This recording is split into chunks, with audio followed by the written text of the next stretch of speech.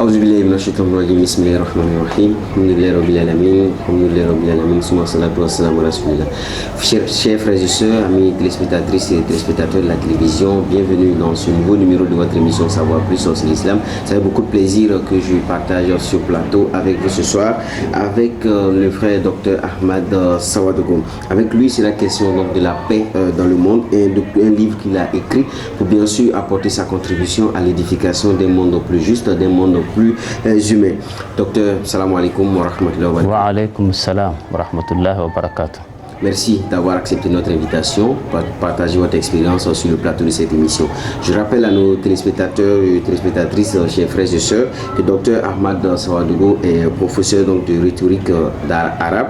Il est également prédicateur musulman, militant très engagé dans la promotion de l'islam au Burkina Faso. On dira que c'est une bibliothèque vivante, un homme qui a beaucoup de choses à dire et avec lui, bien sûr, nous allons voyager dans l'univers de ses connaissances pour nous abreuver de ce qu'il sait et ce qu'il va bien sûr vouloir partager avec nous. Et l'islam et la paix, c'est le document qu'il met à notre disposition. Et bien sûr, voici donc le document que vous voyez. Voilà, l'islam et la paix dans le monde, un livre à lire absolument. Tout de suite, docteur, je disais que vous êtes engagé dans la promotion de l'islam au Burkina Faso. Ça date depuis quand votre engagement et qu'est-ce qu'on peut retenir de votre militantisme pour l'islam? Bismillah, alhamdulillah, wa salatu wa salam ala rasulillah. Merci d'avoir invité ma modeste personne, de me faire entendre, puisque nous n'avons pas accès aux médias. Et c'est grâce à vous et à vos semblables qui pensent à ceux qui ne sont pas, qui n'ont pas accès à ces médias-là. Alors c'est grâce à vous en tout cas qu'on peut faire véhiculer nos idées. Je vous remercie. Et pour répondre à votre question, je dirais premièrement que quand on est musulman, depuis la naissance, à notre premier contact avec le monde extérieur, on sent déjà la nécessité de s'engager pour aider cette religion. Et le vrai musulman doit naître avec cet engagement-là, surtout après le contact avec les maux de la société. Donc ça date longtemps. Je dirais même que le côté social m'a préoccupé dès mon enfance. Et quand je vais voir la perversion, la délinquance sexuelle à travers les musulmans, vraiment ça me choquait et ça continue de me choquer. Et donc je dirais que ça date longtemps que j'ai pensé en tout cas apporter ma contribution pour améliorer les conditions des musulmans. Donc on dira que ce n'est pas un engagement qui est venu au hasard. Vous êtes né avec, mais également vous avez compris que dans la société, la société dans laquelle vous évoluez, il y a du travail à faire pour l'épanouissement des hommes. Ah oui, je suis né comme ça, j'ai grandi avec ces idées. Et au contact avec les événements du Golfe, ce qui a mûri en moi en tout cas ces idées-là, et m'ont poussé à les faire connaître. C'est la première guerre du Golfe, puisque la guerre Iran-Irak m'a trouvé au Burkina Faso. Bon, la première guerre chez moi, c'est l'intervention de Bush en Irak. Alors, en s'appuyant sur des mensonges, alors il a déstabilisé toute une nation. Donc, en suivant ces événements, et en voyant que l'ONU et le Conseil de sécurité des Nations Unies n'ont pas pu freiner alors ce va-t-en-guerre et que les conséquences nous les connaissons tous, donc ça m'a beaucoup motivé. Et d'ailleurs même on a vécu des tombées de missiles scouts venant d'Irak, alors qui visaient des bases militaires à Riyad. Et donc c'est un événement en tout cas qui a suscité en nous alors beaucoup d'angoisse et beaucoup de motivation alors, pour contribuer à apaiser un peu ce monde-là. Donc je dirais que je suis né avec, j'ai grandi avec, mais c'est au contact avec ces événements-là, en tout cas que j'ai eu vraiment le besoin alors, de m'engager plus. Alors aujourd'hui, vous êtes fier de cet engagement? Plus que fier. Parce que, vous voyez, il y a des gens qui meurent sur les terrains de football. Et il y a des gens qui meurent pour leur militantisme, pour des choses, des causes banales, hein, pour des partis politiques. Alors si on s'engage alors pour le bien-être de l'humanité, à travers une religion révélée, je pense que on est plus fiers d'être cela. Non. D'accord, et vous avez écrit un livre parmi tant d'autres, il s'agit de l'islam et la paix dans le monde, un livre donc, que vous signez. Déjà, dites-nous pourquoi avoir choisi d'écrire un livre, et particulièrement sur la paix dans le monde. Sur la paix. Parce que la paix mondiale est menacée aujourd'hui. Les gens pensaient que après l'écroulement du mur de Berlin, il y aurait un apaisement dans ce monde-là. On avait pensé, après la Seconde Guerre mondiale et la création du Conseil des Nations, de paix des Nations Unies, qu'il y aura en tout cas véritablement une paix qui va régner. Puisqu'on s'est résolu à faire de telle sorte que ces genres d'événements-là ne se reproduisent plus dans ce monde-là. Mais malheureusement, ça n'a pas été le cas. Après la Seconde Guerre mondiale, il y a eu la guerre froide. Elle n'est pas froide, parce qu'elle a occasionné beaucoup d'assassinats politiques, beaucoup de coups d'État et beaucoup d'invasions. Alors, tous ces troubles-là, c'est parce que les deux grandes puissances ne se sont pas affrontées. Sinon, en tout cas, ils ont occasionné beaucoup de fusion de sang dans ce monde-là. Donc, la guerre n'a fait que continuer. Et actuellement, après les années 90, l'effondrement du bloc soviétique, alors le monde a poussé un ouf de soulagement, pensant que maintenant, alors il y aura un apaisement total dans ce monde-là. À notre grande surprise, c'est avéré que c'est maintenant que la paix même est plus menacée. Parce qu'on a inventé un ennemi fictif, un ennemi qui n'existe pas, le terrorisme. On a inventé quelque chose comme ça, et puis on a mobilisé toutes les nations de la Terre alors, contre cet ennemi fictif-là. Et depuis les pays du Golfe, alors on a poussé les événements jusqu'à la porte de l'Afrique de l'Ouest. Donc ça a embrasé presque l'humanité tout entière. Alors donc la paix est plus menacée aujourd'hui qu'avant. C'est ce qui m'a beaucoup motivé. Et je sais que les attentats et les enlèvements que les médias font état chaque jour, alors font croire que vraiment il y a un grand événement qui est en train de se préparer. Lorsqu'on vous écoute, la question qui nous revient très tôt à l'esprit, c'est pourquoi vous dites que le terrorisme est un ennemi fictif qu'on a créé. C'est ça même le but même de la justification du livre. Parce que quand on parle de terrorisme et qu'on n'a même pas trouvé une dénomination commune, alors on a toujours posé la question à l'ONU alors sur ce terrorisme-là. Alors, et jusque-là, je n'ai pas de définition claire là-dessus. Donc chacun interprète ça en sa manière. Vous allez voir que les Israéliens vont traiter les Palestiniens de terroristes. Les Palestiniens traiter les Israéliens, les occupants de terroristes. C'est-à-dire, alors qu'on a vénéré les résistants en France qui ont résisté contre l'occupation nazie. On continue de les vénérer, ceux qui sont tombés sur ces champs-là.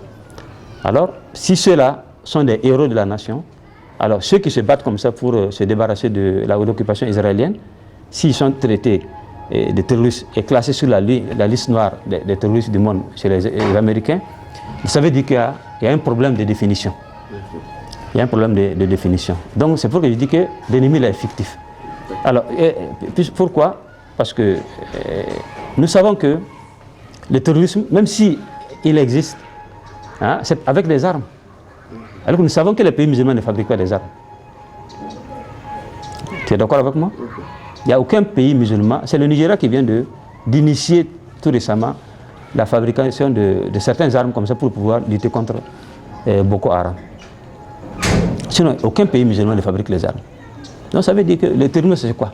Si ce sont ceux qui fabriquent les armes là, ceux qui préparent ces groupes-là, ceux qui sont injustes dans ce monde, qui ont motivé l'activisme incontrôlé de ces groupes armés, bon, je ne vois pas alors qui en tout cas est terroriste ici et qui est épargné.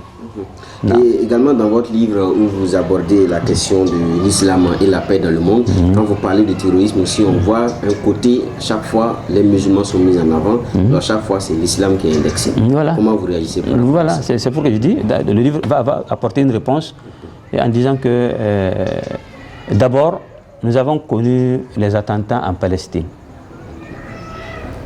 La Palestine, à cause de l'occupation israélienne. La création d'Israël en 1947, par le concours direct des Nations Unies. On a poussé les Palestiniens à la porte et puis instauré une nouvelle nation. Donc nécessairement, alors il y aura des répliques, il y aura des luttes armées pour essayer de pousser alors, cette agression israélienne. Donc c'est là-bas qu'est née en tout cas la violence, qui est justifiée. Alors, au fil du temps, alors, les musulmans ne compatissaient même pas cette douleur palestinienne-là. On était carrément à l'écart. Bon. Maintenant, à notre grande surprise, après l'effondrement du bloc soviétique, et que quand l'Occident a compris effectivement que toutes les civilisations se sont effondrées, il n'y a plus de civilisation encore qui peut menacer la culture occidentale aujourd'hui. Le christianisme aujourd'hui assimilé à la démocratie. Les juifs sont des démocrates qui militent pour la démocratie.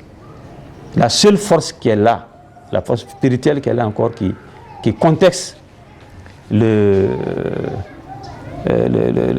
culture occidentale aujourd'hui et qui cherche à préserver son identité et à faire un retour à sa source, c'est la force islamique. Donc il fallait créer nécessairement des troubles comme ça pour essayer d'imputer aux musulmans. Donc c'est ce que je comprends la chose. Alors j'ai essayé de répondre à travers ce livre-là et dire que tout ce que les leaders musulmans dont ils parlent dans ces pays-là, on ne les connaît pas. Voilà, si on avait parlé d'un certain Ibn Baz, par exemple en Arabie Saoudite, qui avait appelé au djihad, on allait dire que Ibn Baz, on le connaît. Si c'était Dr Youssouf Kardawi de Qatar, le leader des frères musulmans, on va dire, c'est quelqu'un qu'on connaît. Mais des personnes comme Aboubacar Shekau, on ne connaît pas. On a fabriqué des leaders comme ça, les financer économiquement pour qu'ils puissent recruter des innocents, des gens qui ne connaissent même pas leur religion, alors pour les jeter sur le terrain, qui vont contribuer à ternir l'image de l'islam. Donc je comprends globalement cette chose-là, la chose-là comme ça. Et comme preuve, il y a eu un avion qui a atterri brusquement au Nigeria. Il s'est avéré que c'était un avion russe, loué par les Français, qui était à destination de Boko Haram. Ça, on a entendu ça dans les médias. Et au Mali, au nord Mali, vous voyez que Kidal actuellement, il y a une zone tampon qu'on a fait 20 km comme ça autour de la ville de Kidal. Donc l'Occident ne veut même pas qu'on puisse sécuriser cette ville-là, que l'armée malienne, que l'État malien puisse mettre la main sur cette ville-là. On veut que ça se détache carrément. Donc il y a un plan qu'on a manigancé là-bas. Voilà. Donc on a utilisé des leaders qu'on ne connaît pas. Un certain Iyad Agali, qui était trafiquant de drogue à l'époque.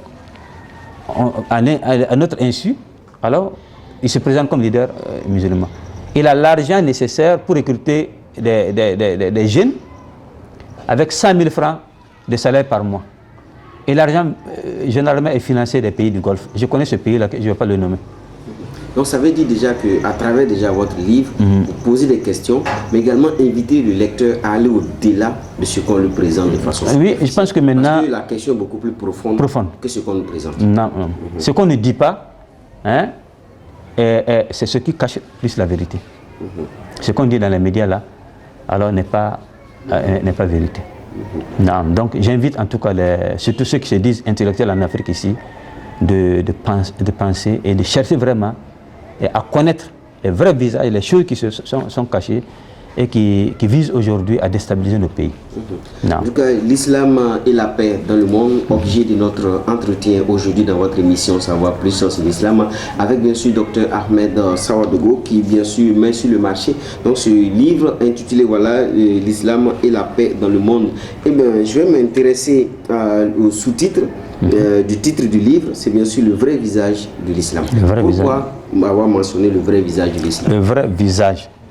Puisque l'islam, en tant que religion révélée, est porteuse de paix. D'abord, c'est Dieu même qui a parmi les noms, alors la paix. As-salamu al-mu'minu al-muhaymin. La paix vient de Dieu d'abord. C'est pourquoi, après la salam, la salutation finale à la prière, alors le fidèle répète Allahumma anta salam wa minka salam. Tu es la paix et c'est de toi que provient la paix. C'est à travers la prière là, comme ça que vient la paix. Donc j'ai voulu montrer que l'historique même de la paix date longtemps. C'est Dieu qui a la paix d'abord. Il a créé la cité de la paix, qui est le paradis. Et quand il a fini de souffler l'âme à l'ancêtre de l'homme, Adam alayhi salam, alors il est enjoint d'aller lancer la salam à des anges qui étaient assis.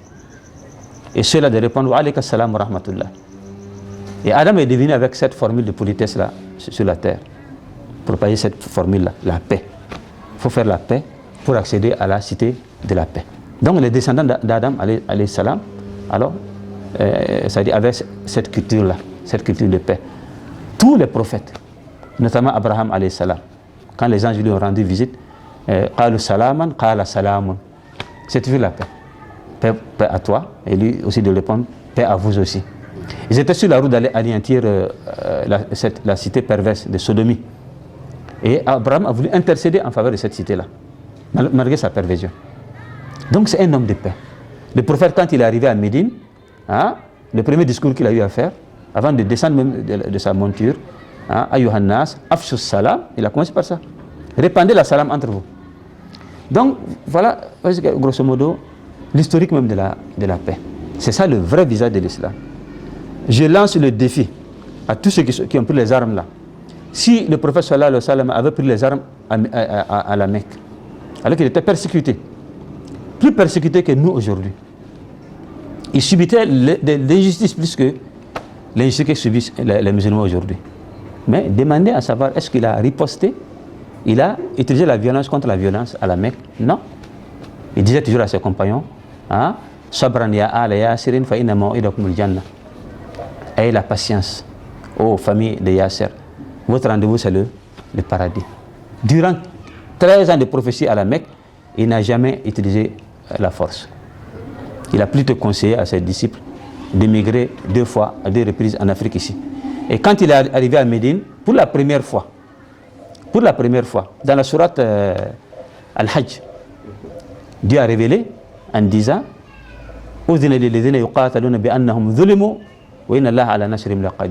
ceux qui ont émigré de la Mecque à Médine ont subi une injustice. Dieu reconnaît aujourd'hui, la loi de Dieu reconnaît aujourd'hui que c'est une injustice qu'ils ont subie. Et Dieu est capable de les secourir. Certains compagnons ont compris qu'à partir de là, il y aura, c'est-à-dire une autorisation de commencer la lutte armée. La bataille de Badr fut la première bataille que le prophète a livrée contre les mécréants, en l'an 2 de l'Hégire. Donc comptez voir, 13 plus 2, ça fait combien? 15 ans. 15 ans de prophétie, et toute la péninsule arabique là vivait en paix. Le prophète n'a jamais utilisé la force pendant ces 15 ans là. Et vous voyez. Donc c'est maintenant, quand il a commencé, et puis il a été agressé. Il n'a pas commencé la guerre, il a été agressé à Médine. La bataille de Badr, la bataille de Uhud, la bataille de Khandaq, toutes ces batailles là étaient défensives. Il poussait l'agression de l'ennemi. Vous voyez. Donc où est la guerre là en islam? Donc la guerre montrez-moi. Elle n'est pas justifiée. Le terrorisme n'est pas justifié. Non, justifié. Regardez. Voici l'histoire. Voici l'histoire. Et quand le prophète te combat, c'est-à-dire, et lui-même comme ça, il ne frappe pas. C'est-à-dire, il veut toujours repousser. Parce qu'il est miséricorde. C'est la miséricorde d'Allah subhanahu wa ta'ala pour l'humanité. Et vous voyez. Donc, toutes les batailles que le prophète a sont défensives. Et ensuite, au-delà de ces guerres défensives, alors, pour que la paix, en tout cas, règne dans ce monde-là, il fallait effacer l'injustice et le mauvais comportement des hommes. Et c'est pour qu'il enverrait des expéditions. Des expéditions. Alors, avant de faire quoi que ce soit, il faut d'abord prêcher. faire le prêche à l'islam, montrer le vrai visage de l'islam. Donc c'était comme ça. Le prophète sallallahu alayhi wa sallam, je peux lancer ce défi-là. Celui qui me dit qu'il a été le premier à attaquer un ennemi, qu'il me montre cela. Donc il est venu avec la paix. Et c'est grâce à la paix même, quand ils ont signé le pacte avec les Mécois, à l'an 6 de l'Hégire, Fil Hudaybiyah, hein, à l'an 6. Donc il restait combien d'années pour qu'il quitte ce monde-là? 4 ans. Hein? Il a pu réaliser pendant ces 4 ans, puisqu'il n'a pu réaliser pendant les 19 années de conflit. Et vous voyez. Donc il a pu écrire les lettres partout pour en tout cas globaliser son message. Vous voyez. Donc c'est ça le vrai visage de l'islam. Même aujourd'hui, nos éléments nous disent, le temps me manque de citer, d'aller en plus de détails, qu'avant d'attaquer qui que ce soit, il faut faire d'abord la da'wah. Il faut montrer l'islam d'abord. Il faut prêcher l'islam.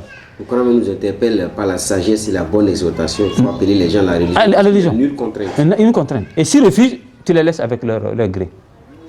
Voilà. Mais s'ils acceptent d'embrasser l'islam, maintenant, ils sont sous la contrainte de l'islam. La loi de l'islam s'applique sur eux en ce moment-là. C'est ça le vrai visage de cette religion-là. Et c'est par la da'wah. C'est par la da'wah que l'islam s'est propagé. Actuellement, en France, là, est-ce qu'il y a la guerre, non? Mais l'islam se propage. Aux États-Unis, Ummat al-Islam de Louis Farrakhan, 20 millions d'Américains. 20 millions d'adeptes. Ils n'ont pas passé par la guerre, ce n'est pas par les armes. Et en Grande-Bretagne, partout, même au Vatican. Quelques kilomètres seulement de la Sainte, quoi là même là. Il y a des églises, il y a des mosquées. Sans effusion de sang. C'est ça le vrai visage de l'islam. Et nous, au Burkina Faso ici, par exemple, comme un exemple, si nous continuons comme ça, à prêcher l'islam paisiblement, et vous allez voir cette religion remporter le dessus. Non, c'est comme ça. Merci beaucoup, docteur, pour toutes ces précisions. Alors, quand on parle aussi de la paix, certains ont vite fait de dire que la paix n'est pas qu'un mot.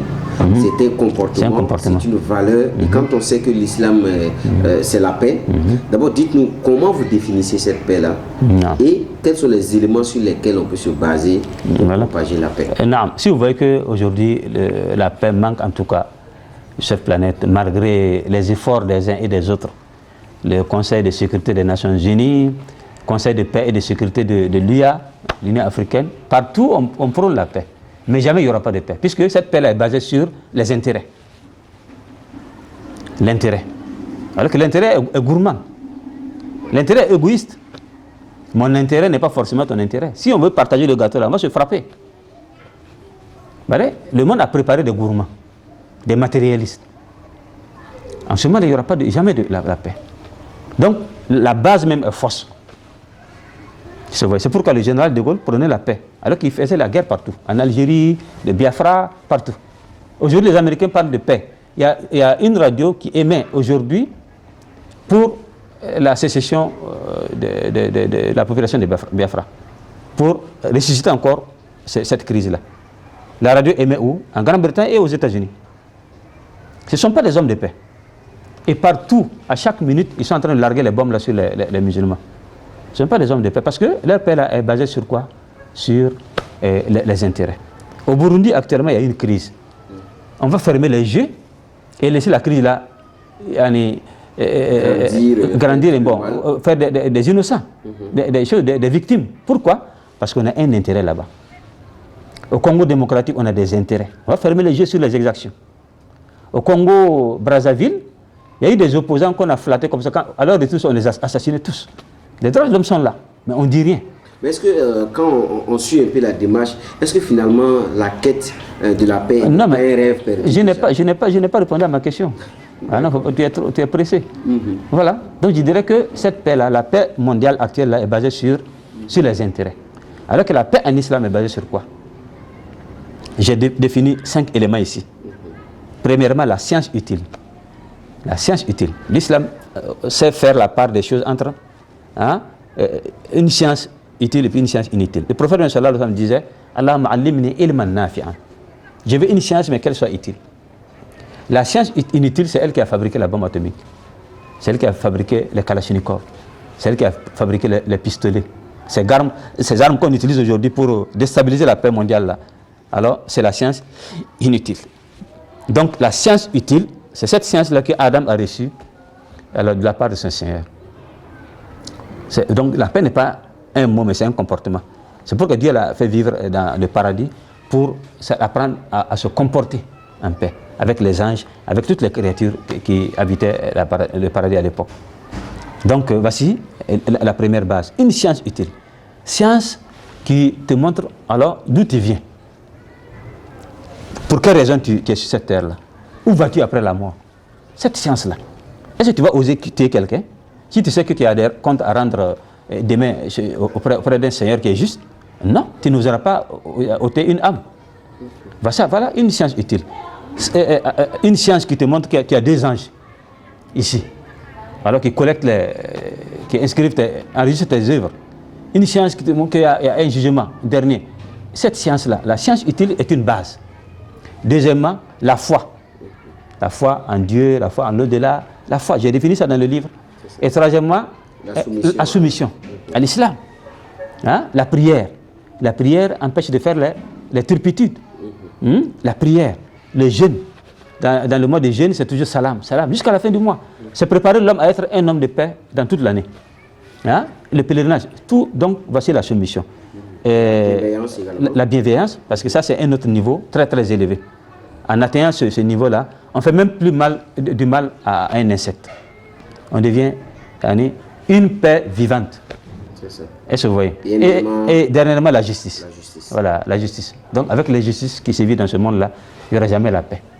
Les Africains vont se préparer un jour pour se venger contre les colonisateurs, pour se venger contre les choses, ceux qui ont vidé le continent africain de la plupart de ces jeunes durant la traite négrière.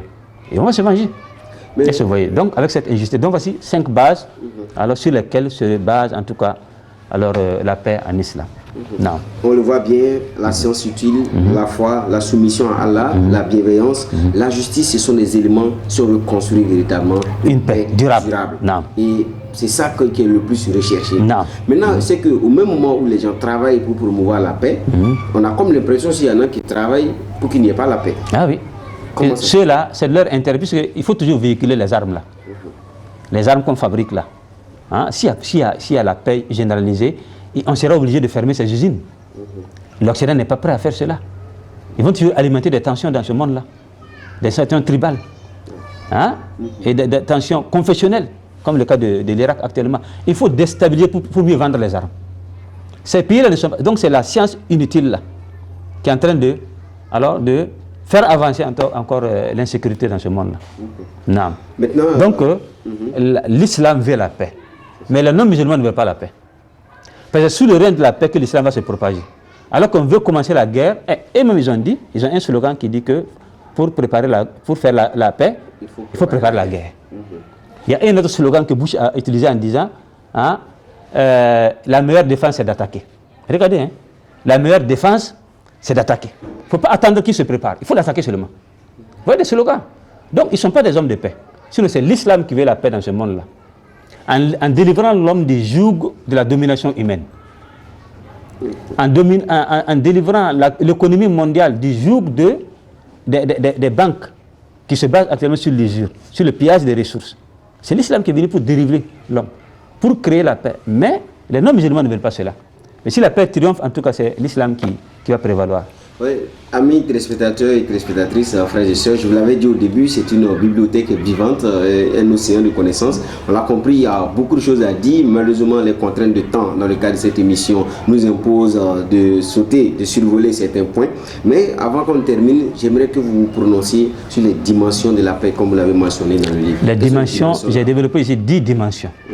On va peut-être citer quelques-uns. La paix en islam commence par la paix avec soi-même. Quelqu'un qui se drogue n'est pas en paix avec soi-même. Quelqu'un qui fume, il n'est pas en paix, il n'est pas un homme de paix. C'est pourquoi ces dirigeants qui parlent de paix, alors qu'ils véhiculent le tabagisme dans le monde là, ne font pas la paix. Il faut aimer sa personne d'abord, sécuriser sa personne d'abord. C'est ça la culture de la paix là. Une âme. Et ça commence par soi. Et avec Dieu aussi. la paix avec Dieu. Alors que bon nombre de personnes aujourd'hui, cette terre-là, se sont éloignés carrément. Je peux les qualifier de négationnistes. Ils nient l'existence d'Allah subhanahu wa ta'ala. Ceux-là ne sont pas en paix avec la voûte céleste. Et ils tendent à faire toujours le contraire de ce que Dieu veut, cette terre-là. Donc ils sont en conflit ouvert avec le Seigneur. Donc la paix avec la dimension de la paix avec soi-même, la paix avec Dieu, la paix avec ses parents, avec ses voisins, avec ses proches, avec ses amis, la paix dans sa nation, la paix même avec l'animal, avec l'insecte, avec l'animal. J'ai développé dans 10 dimensions. Voilà, tous ces points donc abordés dans ce très bel ouvrage à lire absolument, c'est bien sûr l'islam et la paix dans le monde, le vrai visage de l'islam, un livre écrit par bien sûr Dr Ahmad Sawadogo, notre invité dans le cadre de cette émission Savoir Plus Islam. En tout cas, nous avons appris beaucoup de choses dans cet espace de quelques temps à travers bien sûr cette émission. Maintenant, quel est votre plaidoyer?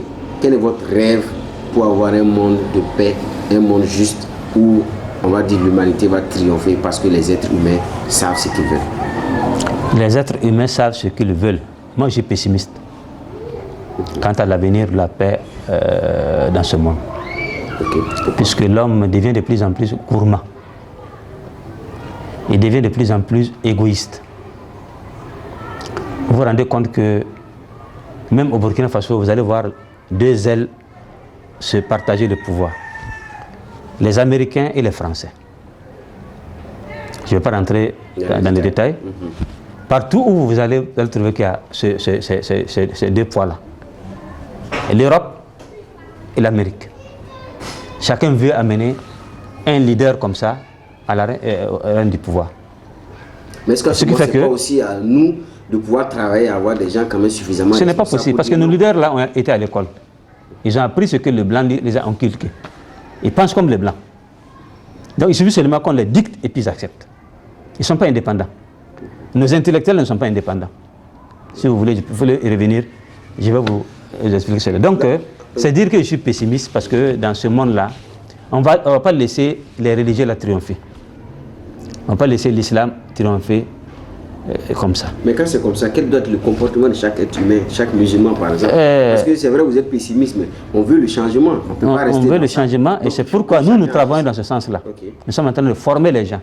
Et le but de ce livre-là, c'est dire à ceux qui ont pris les armes de les déposer. Ce n'est pas la solution. Je suis en train d'écrire un second livre, alors, où je vais définir par 5 étapes comment arriver à la victoire finale sans effusion de sang, sans tirer un seul coup de feu. Ce n'est pas la paix qui fait, la guerre qui peut faire triompher cette religion-là. Alors que vous connaissez aujourd'hui qu'il y a 17 000 têtes nucléaires qui visent le monde musulman. En gros, c'est 30 000 têtes nucléaires, mais ce sont les 17 000 là qui sont opérationnels. Alors que 2 bombes ont suffi pour mettre le Japon à genoux. Hiroshima et Nagasaki. Donc 17 000 têtes nucléaires aujourd'hui, c'est faire de l'amusement. On ne peut pas faire face à ces armes-là. Et vous voyez. Donc nous, notre objectif, c'est quoi? C'est préparer d'abord l'homme à être un homme de paix. À accepter. Dans la Bible, quand on te gifle comme ça, il faut donner l'autre là, on te gifle. Le prophète sallallahu alayhi wa sallam, quand il a conquis la Mecque, je suis un homme de paix. Je ne prends pas les revanches. On veut préparer les gens à être comme ça. À accepter les coups des uns et des autres. Et à les préparer spirituellement. À les préparer scientifiquement. À faire la da'wa. Il y a des étapes que je vais définir dans notre livre là qui montrent effectivement que nous sommes en train de préparer l'alternative par la grâce d'Allah subhanahu wa ta'ala. Sinon, avec cette allure là, il n'y a pas de paix du tout. Vous allez voir que, regardez les forêts classiques de ce monde là, comme les multinationales sont en train de dévorer ça pour accroître encore la désertification. Vous voyez? Ce matin là, j'apprends qu'en Indonésie, le président a pris un décret où on fait couler tous les bateaux qui pêchent illégalement dans les eaux indonésiennes. Et c'est avéré qu'il y a beaucoup de bateaux qui viennent du Vietnam, de Chine, partout pour pêcher illégalement. Donc, l'État indonésien dit que par an, ils perdent 20 milliards de dollars à cause de cette pêche illégale-là. Donc, des gens qui quittent d'autres pays comme ça pour venir voler les poissons d'Indonésie. Parce qu'ils sont un peu développés. En Côte d'Ivoire, il y a des vols. Au Sénégal, il y a des bateaux qu'on repère chaque fois. Au Gabon, partout, vous allez trouver qu'il y a des vols. Des gens qui sont gourmands, qui veulent piller les ressources des autres. Peu importe, que tu meurs pour que ma nation soit toujours forte. Le réchauffement climatique, ils se sont réunis à maintes reprises pour chercher une solution. Il n'y a pas de solution. Parce que les grandes puissances là, ne sont pas à mesure d'accepter, réduire un peu la production alors pour faire baisser ces trucs-là. Ils vont faire les pressions sur les pays africains qui ne sont même pas pollueurs, alors de passer à l'acte. Donc, ce monde-là, laisser le monde aller comme ça. Mais nous, contentons-nous en tout cas de nos adeptes. Nous-mêmes, comme ça là. Comment préparer les musulmans pour faire face à ces défis-là, pour qu'ils ne soient pas violents. Non, pour qu'ils fassent retour vraie source. À la source. Voilà. Vrai visage de l'islam. Voilà, donc on va dire le monde va mal. De part et d'autre, du nord au sud, à l'est, à l'ouest, il y a beaucoup de problèmes qui mettent en mal la bonne humeur, on va dire qui mettent en mal la paix dans le monde. La paix est menacée et à chacun de tout faire pour corriger le tir, n'est-ce pas, docteur? Et ce document va certainement vous aider à comprendre l'historique de la paix, à comprendre le monde dans lequel nous évoluons et surtout à voir comment ensemble on peut rectifier le tir pour que le monde se porte mieux de tous les jours. En tout cas, docteur, on va vous dire infiniment merci. Merci à vous. Nous souhaitons vivement que le prochain livre voit le jour. En attendant, on va souhaiter bon appétit à tous les lecteurs parce que c'est un livre à partir de ce que vous avez dit, à partir de ce que vous avez entendu et surtout pour la pertinence du sujet abordé, c'est un livre à lire absolument. Donc, docteur, merci beaucoup. Merci à vous aussi. Alors... Merci à vous, frères et sœurs, amis téléspectatrices et téléspectateurs de la télévision. C'était un réel plaisir de voyager au cœur de la science avec Dr Ahmad Sawadogo qui nous a fait l'immense plaisir de nous accepter cette invitation. J'espère que vous avez pris beaucoup de plaisir à nous suivre. Avec le même plaisir, je vous donne rendez-vous la semaine prochaine pour un autre numéro. D'ici là, je souhaite la paix dans vos cœurs, la paix au Faso, la paix en Afrique et la paix partout dans le monde. Que Dieu vous bénisse. Assalamu alaikum wa rahmatullahi wa barakatuh. Wa alaikum salam wa rahmatullahi wa barakatuh.